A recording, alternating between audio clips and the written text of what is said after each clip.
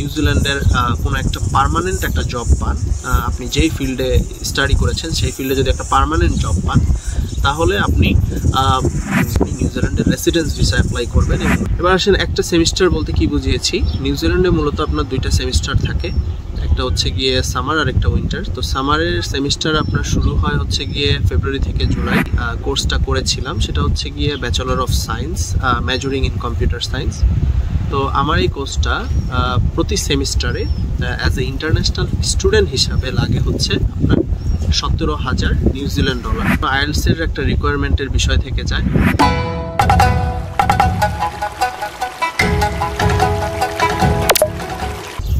একটা সময় পর্যন্ত নিউজিল্যান্ড দেশটাতে বাংলাদেশি এই ছাত্ররা বিদেশে পড়াশোনা করতে আসতে চায়, তো নিউজিল্যান্ড দেশটাকে তারা কনসিডারেশনে রাখতো না। বাট বর্তমানে নিউজিল্যান্ড ইউনিভার্সিটিগুলো বিশ্বের র্যাঙ্কিংয়ে খুব ভালো করছে, যার কারণে বহু ইন্টারন্যাশনাল স্টুডেন্টস নিউজিল্যান্ডকে অ্যাজ এ স্টাডি ডেস্টিনেশন হিসেবে সিলেক্ট করে নিয়েছে। তাদের এই সিলেকশনটা কি অ্যাকচুয়ালি একটা ভালো ডিসিশন কিনা, তো সেই বিষয়ে আজকে আলোচনা করব যে নিউজিল্যান্ড আসলে বাংলাদেশি ইন্টারন্যাশনাল স্টুডেন্টদের জন্য কতটা সাপোর্টিভ, তো সেই বিষয়ে আজকে আলোচনা করব। চলে শুরু করি। নিউজিল্যান্ড ইমিগ্রেশন আপনাকে 3 থেকে 4 বছর মেয়াদের ভিসা অ্যাপ্রুভ করবে যদি আপনি আন্ডার গ্র্যাজুয়েট ডিগ্রিতে নিউজিল্যান্ডে আসতে চান। ভিসাতে আসার জন্য সর্বপ্রথম আপনাকে যেটা করতে হবে সেটা হচ্ছে যে ইউনিভার্সিটি, অর্থাৎ যেই ইউনিভার্সিটি নিউজিল্যান্ডে যে ইউনিভার্সিটিতে আপনি পড়তে আসতে চান সেই ইউনিভার্সিটিতে আপনার অ্যাপ্লাই করতে হবে। তো অনলাইনে আপনি যাবেন, সেখানে যে নিউজিল্যান্ডের যে ইউনিভার্সিটিটাতে আপনার পছন্দ সেই ইউনিভার্সিটির রিকোয়ারমেন্টগুলো চেক করবেন। তো আপনি যদি ইংলিশ মিডিয়ামের স্টুডেন্ট হন সেক্ষেত্রে আপনার জন্য ইজি হবে, কিন্তু বাংলা মিডিয়ামের স্টুডেন্ট যেমন আমাদের মতো যারা স্টুডেন্ট রয়েছে তাদের জন্য আইএলটিএস এর একটা রিকোয়ারমেন্টের বিষয় থেকে যায়।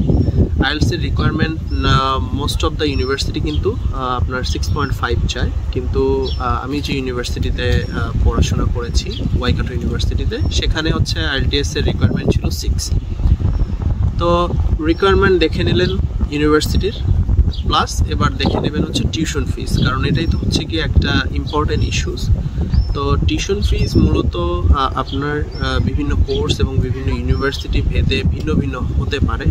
আমি যেই ইউনিভার্সিটির যেই কোর্সটা করেছিলাম সেটা হচ্ছে গিয়ে bachelor of science, majoring in computer science. তো আমার এই কোর্সটা প্রতি সেমিস্টারে অ্যাজ এ ইন্টারন্যাশনাল স্টুডেন্ট হিসাবে লাগে হচ্ছে আপনার 17,000 নিউজিল্যান্ড ডলার।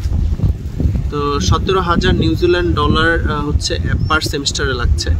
নিউজিল্যান্ডের $1 হচ্ছে বাংলাদেশি টাকায় আপনার অ্যাপ্রক্সিমেটলি 65 টাকা ও সামথিং। এবার আসেন একটা সেমিস্টার বলতে কি বুঝিয়েছি। নিউজিল্যান্ডে মূলত আপনার দুইটা সেমিস্টার থাকে, একটা হচ্ছে গিয়ে সামার আর একটা উইন্টার। তো সামারের সেমিস্টার আপনার শুরু হয় হচ্ছে গিয়ে ফেব্রুয়ারি থেকে জুলাই, আর উইন্টারটা শুরু হয় হচ্ছে গিয়ে জুলাই থেকে আপনার নভেম্বর পর্যন্ত, এবং বাকি যেই 4 মাস থাকে নভেম্বর থেকে ফেব্রুয়ারি, এই 4 মাস আপনাদের ইন্টারন্যাশনাল এবং ডোমেস্টিক সকল স্টুডেন্টদের জন্যই এই সময়টা হচ্ছে গিয়ে হলিডেজ।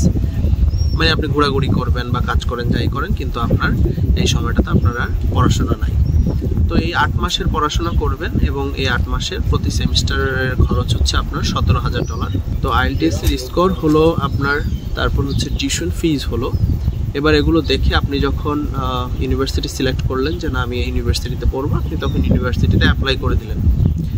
ইউনিভার্সিটি অ্যাপ্লাই করার সময় আপনার কভার লেটারটা খুব সুন্দর হতে হবে, যেখানে আপনি আপনার মিশন আপনি কেন ইউনিভার্সিটিতে পড়তে চান এবং আপনার যত চাপা আছে সব চাপা ইউনিভার্সিটিকে দিবেন, যে কেন আপনার ইউনিভার্সিটিটা ভাল লাগে এরকম কিছু। প্রয়োজন হলে আমি যে কভার লেটারটা দিয়েছিলাম সেটা আমি ডিসক্রিপশন বক্সে অ্যাড করে দেবো। তো এরপরে হচ্ছে আপনার কভার লেটার দিয়ে আপনি ইউনিভার্সিটিতে অ্যাপ্লাই করে ফেললেন। ইউনিভার্সিটি এবার আপনাকে একটা অফার লেটার দেবে যে আপনার জন্য তারা একটা সিট রেখেছে। এবার এই অফার লেটার দিয়ে আপনি সোজা ইমিগ্রেশনে অ্যাপ্লাই করবেন। ইমিগ্রেশনে অ্যাপ্লাই করার সময় আপনার শুধু এই অফার লেটার হলেই হবে না, আপনার পাশাপাশি আপনার অন্যান্য ডকুমেন্টস যেমন বার্থ সার্টিফিকেট, আপনার police clearance certificate, medical certificate, পাশে আইএলটিএস এর স্কোর তো আপনি অলরেডি ইউনিভার্সিটিকে দেখিয়ে দিয়েছেন, তারপরেও হয়তোবা ইমিগ্রেশন চাইলে দেখাবেন। তো যেইটা মেইন প্রয়োজন সেটা হচ্ছে কি আপনার ফান্ড, আপনার কয় টাকা লাগবে। তো ফান্ডের বিষয়টা হচ্ছে যে ফান্ড হচ্ছে মূলত আপনার অ্যাকোমোডেশন এবং ফুড কস্ট কত তার উপর ডিপেন্ড করে। তো ফান্ড বিষয়টা হচ্ছে যে নিউজিল্যান্ড ইমিগ্রেশন দেখতে চায় যে আপনি নিউজিল্যান্ডে আসলেও আপনার নিজের খরচটা আপনি চালাতে পারবেন, আপনার যে অ্যাকোমোডেশন এবং ফুড কস্ট আছে।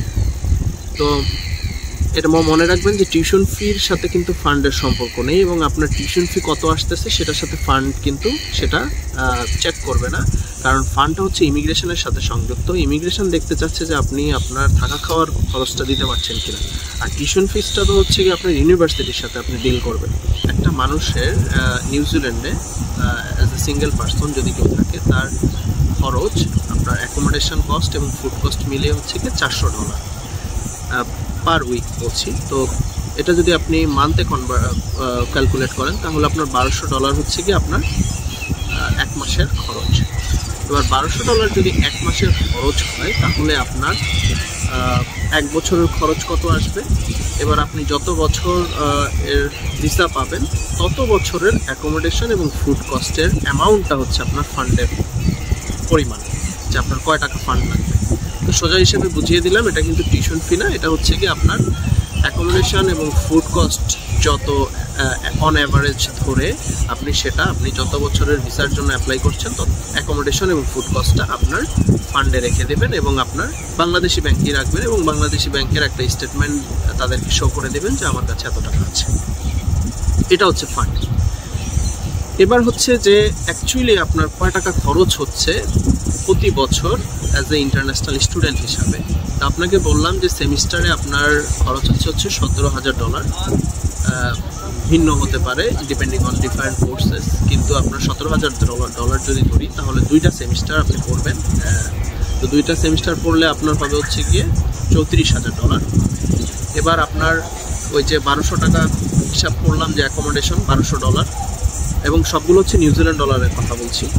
তো এবার $1200 যদি এক মাসে হয় তাহলে আপনার এক বছরে আপনার খরচ হচ্ছে আপনার অল টুগেদার $14,000। এই $14,400 আর হচ্ছে আপনার ওই 36,000, অল টুগেদার আপনার $50,000 নিউজিল্যান্ড ডলার হচ্ছে কি আপনার এক বছরের খরচ অ্যাজ এ ইন্টারন্যাশনাল স্টুডেন্ট হিসাবে নিউজিল্যান্ডে। তার মানে যা বাংলাদেশি টাকায় আপনার আসে প্রায় 30 লক্ষ টাকা। তার মানে আপনার 30 লাখ টাকা খরচ হবে এক বছরে। এখন প্রশ্ন আছে, এখন বিষয়টা হচ্ছে যে আপনি নিউজিল্যান্ডে অবশ্যই কাজ করার অনুমতি পাবেন। সেটা কয় ঘন্টার জন্য পাবেন? 20 ঘন্টার জন্য পাবেন। অর্থাৎ 20 ঘন্টা জব করবেন, এবং নিউজিল্যান্ডে পার আওয়ার হচ্ছে আপনার সর্বনিম্ন $22.50। অর্থাৎ ধরেন আপনি 20 ঘন্টা জব করলে $400 মতো ইনকাম করতে পারবেন। অর্থাৎ আপনার যেই ফুড এবং অ্যাকোমোডেশন কস্টটা সেটা আপনি এই 20 ঘন্টা পার্ট টাইম জব করে কিন্তু দিয়ে দিতে পারবেন। তাহলে আপনার যেটা দিতে হবে এক্সট্রাভাবে, অর্থাৎ যেটা আপনি ইনকাম করতে পারেন নাই, সেটা হচ্ছে গিয়ে আপনার টিউশন ফিসটা আপনার হচ্ছে গিয়ে আপনার বাবা মার থেকে বা আপনার যদি সেভিংস থাকে সেখান থেকে এনে আপনার দিতে হবে। এখন হচ্ছে যে কিছু ড্রব্যাক বলবো নিউজিল্যান্ডের ইন্টারন্যাশনাল স্টুডেন্টদের। ড্রব্যাকের মধ্যে অন্যতম একটা ড্রব্যাক হচ্ছে আপনার নিউজিল্যান্ডে আপনার কাজ পাওয়াটা, পার্ট টাইম জব পাওয়াটা অ্যাকচুয়ালি খুবই টাফ। কারণ হচ্ছে ইন্টারন্যাশনাল স্টুডেন্টরা যেহেতু পার্ট টাইম জব করবে, আর যেহেতু কোম্পানির মালিক যে কোম্পানি জব দেবে তারা তো ডেফিনেটলি চাবে সেই ওয়ার্কারটাই যে হচ্ছে তাদের জন্য অ্যাভেলেবেল অল দ্য টাইম।